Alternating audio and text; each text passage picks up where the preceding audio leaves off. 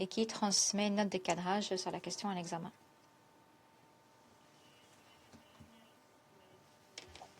Madame Vanessa Frazier, vous avez la parole. Merci Madame la Présidente. Excellence. Madame la directrice exécutive de l'UNICEF, Madame Russell, Monsieur le représentant de la société civile, Mesdames et Messieurs, je remercie la Colombie d'avoir convoqué le débat public du Conseil de sécurité sur les enfants et les conflits armés. C'est un honneur de m'adresser au Conseil de sécurité lors d'un débat public pour la première fois en tant que secrétaire générale adjointe et représentante spéciale du secrétaire général pour les enfants et les conflits armés. Je tiens très sincèrement à remercier les intervenants et les collègues des Nations Unies qui, dans le monde, sont sur les lignes de front et, au risque de leur vie, protègent les enfants des horreurs de la guerre pour rétablir l'espoir dans les circonstances les plus sombres et pour préserver l'humanité là où éclate la guerre. Leur action est indispensable et se fait dans un environnement périlleux avec une diminution des ressources, parfois même une obstruction de la part de ceux qui devraient faciliter l'aide plutôt que l'entraver. Il est déplorable qu'à un moment où l'on appelle à la participation significative des enfants dans les décisions touchant leur vie, un enfant dans l'une des situations dont nous sommes saisis aujourd'hui n'ait pu informer le Conseil malgré les garanties qui avaient été mises en place pour protéger son identité. Sa voix sera portée par plan international, mais cela vient nous rappeler qu'il nous faut continuer de créer des contextes sûrs permettant aux enfants d'être entendus dans les enceintes où sont prises les décisions concernant leur avenir. Il y a 80 ans, les Nations Unies ont été créées sur la base d'un engagement à préserver les générations futures du fléau de la guerre. Aujourd'hui, cette promesse n'est pas tenue pour les personnes que la charte devait protéger. Les civils et trop souvent les enfants continuent de payer un lourd tribut au conflit. Alors que mon mandat célèbre son 30e anniversaire, l'étude de Graça Massel de 1996 a rappelé que les enfants ne sont plus des spectateurs de la guerre, mais sont directement touchés. Et 30 ans plus tard, cette affirmation reste d'actualité. Le rapport du secrétaire général que je vous présente aujourd'hui est une alerte après des décennies d'informations. La communauté internationale ne peut prétendre ignorer ce qui arrive aux enfants dans les conflits armés. Si l'on ne sait pas quelles sont les souffrances de millions d'enfants, alors à ce moment-là, il faut faire face à une vérité beaucoup plus dérangeante, à savoir que l'inaction n'est pas le fruit de l'ignorance, c'est un choix politique délibéré. Et ce choix n'a rien d'abstrait. Il se voit au quotidien répercuté dans la vie des enfants. Le rapport devrait ébranler la conscience du Conseil de sécurité des États membres et de la communauté internationale. Il devrait s'opposer à tout euphémisme, au fait de se reposer sur les lauriers et dire toute la vérité sur la réalité auxquelles font face les enfants. Ce rapport ne recense pas uniquement les violations. C'est une dénonciation de l'inaction et un appel à utiliser les outils qui existent déjà afin de protéger les enfants. Les mécanismes de suivi d'établissement des rapports ont confirmé 38 500 violations graves commises contre le droit des enfants, touchant 24 174 enfants. Le processus de vérification a été mené en 2025 en reprenant les violations survenues les années précédentes. C'est le nombre le plus élevé de violations avérées depuis la création du mandat les enfants et les conflits armés. Derrière chacun de ces chiffres se trouve un enfant dont le corps, l'esprit, la famille, la communauté, l'éducation, l'avenir ont été pris d'assaut par la guerre. Que les choses soient très claires, les enfants ne sont pas des dommages collatéraux, ne sont pas des monnaies d'échange, ils ne sont pas le fruit d'une stratégie, ils ne sont pas jetables. Or, conflit après conflit, les enfants sont traités comme si l'on pouvait sacrifier leur vie au nom de l'avantage militaire, du contrôle territorial, de la domination politique, des gains financiers ou de la destruction pure et dure. C'est intolérable. En 2025, Le rapport montre un changement préoccupant. Pour la première fois, les forces gouvernementales sont les premiers auteurs de violations des droits des enfants, notamment le meurtre, l'atteinte à l'intégrité physique, les attaques contre les écoles, les hôpitaux et le refus d'accès humanitaire.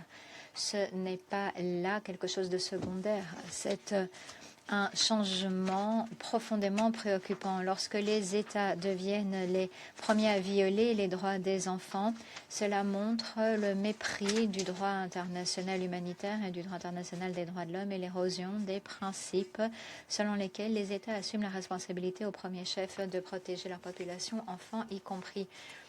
Ce délitement indique un effondrement périlleux de notre humanité collective. Les générations futures nous jugeront pour cela. Les pires violations les plus prévalentes en 2025 étaient les meurtres et les atteintes à l'intégrité physique, avec 14 224 enfants touchés, y compris 6 266 enfants tués, 7 958 dont l'intégrité physique a été mise à mal. Ensuite, refus d'accès humanitaire, 8 322 incidents, recrutement et utilisation, 6 607 enfants touchés. 5 129 enfants ont été enlevés, 1 783 enfants ont été violés ou victimes d'autres formes de violences sexuelles. 3 176 enfants ont été victimes de graves violations. Un tiers étaient des filles.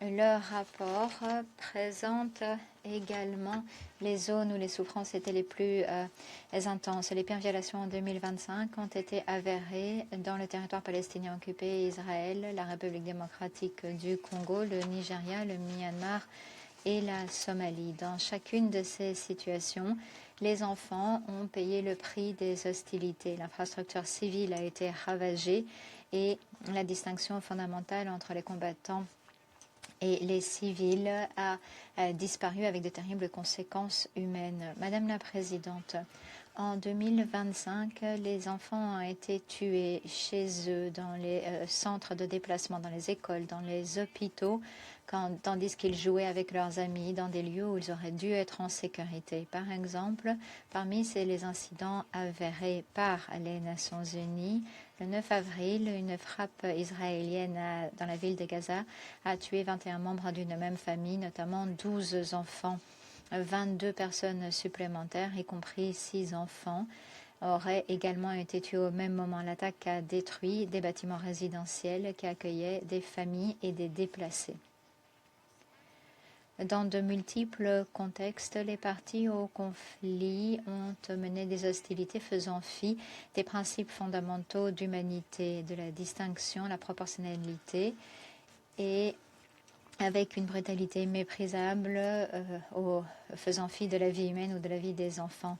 Et des frappes aériennes, des tirs d'artillerie, des frappes de drones, des armes explosives en général ont été utilisées dans les zones densément peuplées et ont détruit l'infrastructure civile et exposé des enfants à des dommages extrêmes et prévisibles. Que les choses soient clairement dites, ce ne sont pas là des accidents tragiques pendant une guerre, et ce sont des conséquences prévisibles et évitables de choix politiques et militaires. Là où ces armes n'ont pas tué, elles ont infligé des souffrances, des handicaps et des blessures à vie, privant la santé de leurs enfants de leur intégrité physique, avec des conséquences tout au long de leur vie. Alors que, comme a dit récemment un dirigeant du monde, les opérations militaires ne doivent pas nécessairement neutraliser tout un bâtiment pour neutraliser une cible spécifique.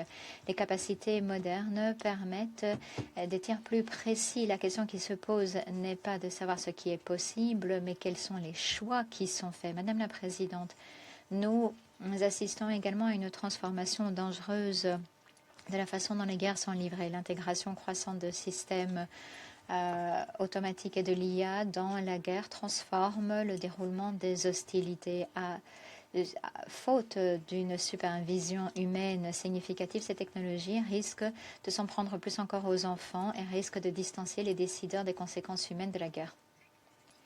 La technologie ne peut pas dépasser les responsabilités. Le recours à des systèmes militaires sophistiqués ne réduit en rien les obligations en vertu du droit international, mais renforce l'importance d'un contrôle humain significatif, de transparence et de responsabilisation. Sans ces filets de sécurité, les technologies vont causer davantage de dommages en distanciant les décideurs des conséquences de leurs actes. Aucun progrès technologique ne peut justifier une régression dans notre obligation à protéger les enfants dans une situation de conflit armé. Le refus d'accès humanitaire et l'entrave aux opérations humanitaires ont atteint des niveaux inquiétants en 2025, ce qui a sapé la protection des enfants. Les parties au conflit ont refusé l'accès ou imposé des restrictions à l'acheminement de l'assistance, ont attaqué ou entravé les convois d'assistance et ont appliqué des restrictions administratives qui ont empêché des opérations. En février 2025, à Herat, en Afghanistan, par exemple, le département de la propagation de la vertu et de la prévention du vice, autorité de facto, se sont rendus dans un hôpital privé et ont ordonné aux administrateurs de cesser de traiter les femmes qui ne portaient pas le hijab et qui n'avaient pas de chaperon.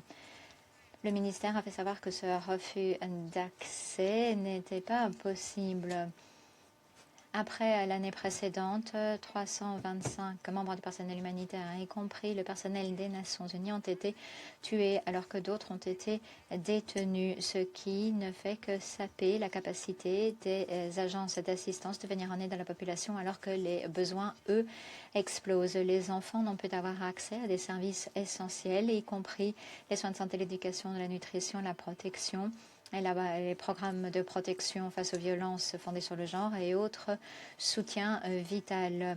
L'entrave de l'aide humanitaire illustre un choix politique profondément préoccupant, en montrant que les souffrances des enfants sont délibérément ignorées dans les stratégies militaires. Que les choses soient très claires. Lorsque l'aide est entravée, les enfants meurent. Lorsque les convois sont pris pour cible ou ne peuvent circuler librement, les enfants ont faim. Lorsque le personnel humanitaire est détenu, tué, les enfants ne sont pas vaccinés, n'ont pas de soutien psychosocial, ne sont pas protégés, n'ont pas accès à l'école, n'ont plus d'espoir. La communauté internationale doit utiliser tous les moyens diplomatiques, politiques et financiers à sa disposition afin de garantir un accès humanitaire sans entrave. Il faut une action continue fondée sur les principes dès maintenant. La violence sexuelle faite aux enfants continue d'être militarisée. C'est une tactique de guerre généralisée qui a pour but d'humilier, de terroriser et de déplacer des populations toutes entières. En 2025, les Nations Unies ont confirmé une augmentation inquiétante de viols en réunion perpétrés par les parties au conflit, ce qui montre un recours accru à la violence sexuelle en tant que moyen de contrôle et visant à normaliser la violence au sein des groupes armés. Par exemple, le 11 mars 2025, dans la province du Nord Kivu, en RDC, 3 filles de 14 à 16 ans ont été victimes de viols en réunion par des éléments des groupes armés alors qu'elles cultivaient leurs terres. Les violences sexuelles sont utilisées pour terroriser les communautés, pour exercer le contrôle et pour détruire des vies. Leurs conséquences dépassent largement les victimes immédiates avec des cicatrices profondes dans les familles et les communautés. L'horreur de ces conclusions ne cesse pas. Les graves violations ont des conséquences tout au long de la vie et se font ressentir à l'échelle de toute la communauté et par-delà les générations. Un enfant mutilé ne marchera peut-être jamais. Un enfant violé ne se sentira jamais en sécurité dans son corps. Un enfant enlevé, recruté, pourra être contraint de reproduire les horreurs de la violence à l'âge adulte. Un enfant privé d'éducation n'a pas de débouché. Ces graves violations se font ressentir dans les familles, dans les communautés et par-delà les générations. Voilà comment la guerre ne détruit pas que les vies actuelles, mais également toute perspective de paix future. Les attaques contre les écoles et les hôpitaux continuent à une cadence effarante, menaçant la vie sur le court terme, mais avec des conséquences durables en termes de privation de l'éducation, de soins de santé. Les enfants n'ont pas accès à des espaces sûrs et leur résilience et le relèvement de toute une communauté est hypothéqué. Par exemple, le 12 mai 2025, le matin, une école dans un village du Myanmar a été touchée par une frappe aérienne pendant les cours. 19 enfants ont perdu la vie, 88 enfants de la maternelle à la fin du secondaire ont été blessés. 2 enseignants ont été tués. De tels incidents nous montrent le tribut humain catastrophique lorsque les infrastructures civiles sont touchées par les hostilités. Des écoles, des hôpitaux ont été endommagés, détruites, rendus inutilisables, occupés à des fins militaires, exposant les enfants à davantage de souffrance encore. Madame la Présidente, les faits qui vous ont été présentés sont limpides. Notre rapport a confirmé plus de 38 000 graves violations des enfants, des violations qui ne sont pas survenues dans un vide. La majorité étaient les conséquences de choix délibérés d'acteurs étatiques qui, au moment de la planification du déroulement des opérations militaires, n'ont pas du tout tenu compte des pertes parmi les enfants ou des souffrances infligées. Parce que ces violations viennent de décisions délibérées, elles peuvent cesser avec une décision délibérée. Il n'y a pas un manque de droit international humanitaire. Les règles, elles sont là, elles existent, les principes, ils sont clairs. Ce qui fait défaut, c'est la volonté politique. La moitié des souffrances infligées aux enfants dans les conflits armés à l'heure actuelle pourraient être évitées si les États membres agissaient avec détermination, ce qui signifie utiliser tous les moyens à leur disposition pour veiller à ce que les 9 forces de sécurité reprises dans le rapport changent la façon de livrer la guerre. Et il faut intégrer la protection de l'enfance dans la planification militaire, à respecter le droit international humanitaire et pleinement coopérer avec mon bureau. Cela signifie également qu'il ne faut pas de régression, pas revenir sur les engagements, pas se retirer des conventions destinées à protéger les enfants, pas réinterpréter les obligations selon la convenance. La protection des enfants n'a rien de facultative. Et la responsabilité relève du Conseil de sécurité et de l'ensemble des membres des Nations Unies. Chacun d'entre vous devait défendre les enfants dans les conflits armés. Vous devez montrer l'exemple. Grâce à votre leadership, votre engagement et votre action, des changements significatifs sont possibles. Et surtout, le rapport montre que l'action peut protéger les enfants. Une action fondée sur la conviction que les enfants sont titulaires de droits et ont droit à une protection particulière. Une action faisant fond sur une coopération avec le gouvernement et les parties au conflit pour renforcer la protection de l'enfance. En 2025, 13 112 enfants anciennement associés aux forces armées, aux groupes armés, ont bénéficié de protection et de soutien à la réintégration. Les parties au conflit ont pris 40 engagements, y compris 2 protocoles de transfert, des initiatives de renforcement des capacités, des engagements unilatéraux et d'autres formes de dialogue avec les Nations Unies. Mon bureau négocie des plans d'action avec les parties inscrites sur la liste, notamment en Colombie, au Myanmar, au Soudan et en République arabe syrienne. Je me fais l'écho des remarques du secrétaire général qui soulignait ces progrès. J'exhorte les parties à faire des progrès significatifs en signant ces plans d'action. Les enfants ne peuvent plus attendre. Là où existe la volonté politique, l'on peut rendre possible la libération, la réintégration, la responsabilisation et la protection. La voie à suivre est claire. Toutes les parties au conflit doivent cesser immédiatement toutes les graves violations contre les enfants et pleinement respecter la Convention de Genève de 1949, le protocole additionnel et la Convention sur les droits de l'enfant et ses protocoles additionnels, ainsi que les principes du droit international.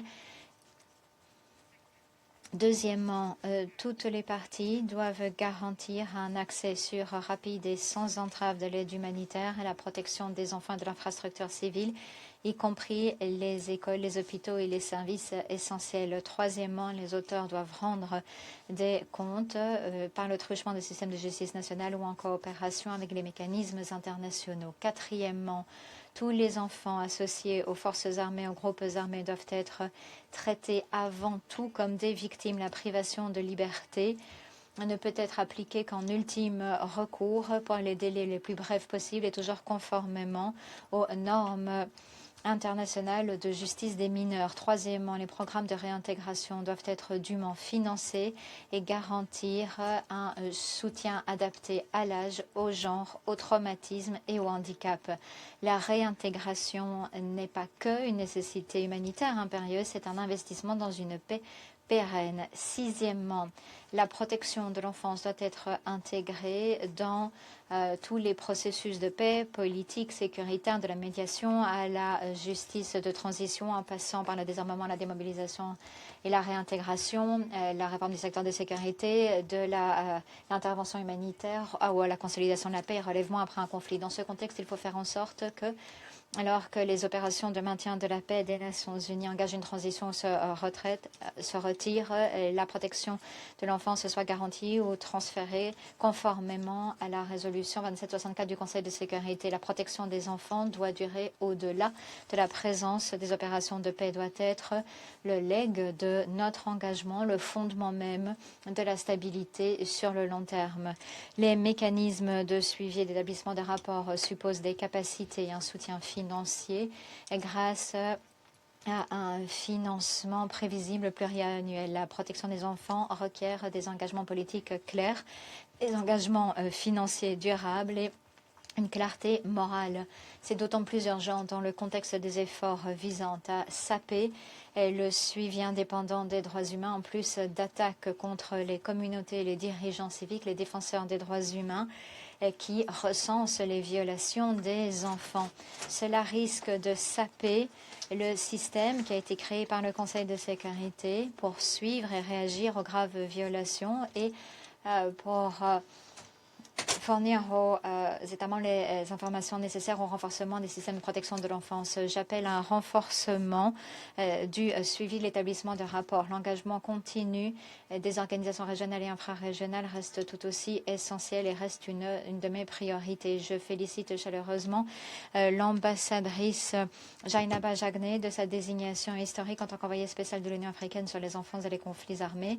Et je félicite son leadership, sa volonté de renforcer la protection des enfants et de faire en sorte que leurs droits restent au cœur même des efforts de paix et de sécurité régionale. Je me félicite de voir que grâce à la coopération dynamique entre nos deux bureaux, elle est ici aujourd'hui pour faire la déclaration au nom de l'Union africaine. Tout aussi important, mobiliser les engagements politiques grâce à des initiatives telles que la campagne lancée par mon bureau l'année dernière. Des campagnes sensibilisent aux droits des enfants et aux questions essentielles et permettent de rappeler les obligations internationales. Madame la Présidente, 30 ans après la création du mandat Les enfants et les conflits armés, le monde doit agir et prendre conscience de la situation. Les enfants comptent sur notre fiabilité, veulent que soient garantis leurs droits, qu'ils soient protégés. Ils nous demandent d'établir des responsabilités. Ils nous demandent de faire cesser les violences, d'ouvrir la voie à l'aide humanitaire, de faire cesser les recrutements, de faire cesser les viols, de faire cesser les enlèvements, de faire cesser le bombardement des maisons, des écoles, des hôpitaux, de protéger, de réouvrir leurs écoles et de rétablir l'humanité là où la guerre l'a anéanti. Il nous faut répondre à ces enfants en prenant des mesures décisives. Défendre les enfants et les conflits armés suppose d'agir, de montrer l'exemple, d'être cohérent, crédible et d'avoir le courage d'agir quand ça fait toute la différence. Les Nations Unies et mon bureau restent profondément déterminés à protéger les enfants et défendre leurs droits. Avant de conclure, permettez-moi de porter la voix d'un enfant au Conseil de sécurité qui dit tous les espoirs, les frustrations et les attentes de millions d'enfants touchés par les conflits armés. Elle nous a dit: chers dirigeants du monde, j'espère que vous pourrez ouvrir les yeux et voir ce qui se passe dans le monde, ce qui se passe, ce qui arrive aux enfants dans le monde. Si vous voulez vraiment nous aider, vous n'avez pas besoin de seulement parler, vous avez besoin d'agir. Renouvelons le consensus mondial sur la protection de l'enfance. Défendons les droits fondamentaux de tout enfant à la vie, la santé, l'éducation, la dignité et un avenir à l'abri de la peur. Qu'il me soit permis de vous rappeler la déclaration faite par le ministre des Affaires étrangères du Libéria dans cette même salle il y a quelques mois qui nous a rappeler que les enfants pâtissent des conséquences catastrophiques de nos décisions. Madame la Présidente, faisons le choix de l'action, non de l'indifférence, le choix du courage et ne nous reposons pas sur nos lauriers, choisissons la protection et non la négligence, prouvons que les enfants comptent, utilisons les outils à notre disposition pour exiger une meilleure protection des enfants en situation de conflit, de sorte que la prochaine fois que nous nous retrouverons à la même époque de l'année prochaine, nous pourrons voir comment les enfants vont bien grâce à nos décisions. Faisons en sorte que quand les enfants ont eu besoin de nous,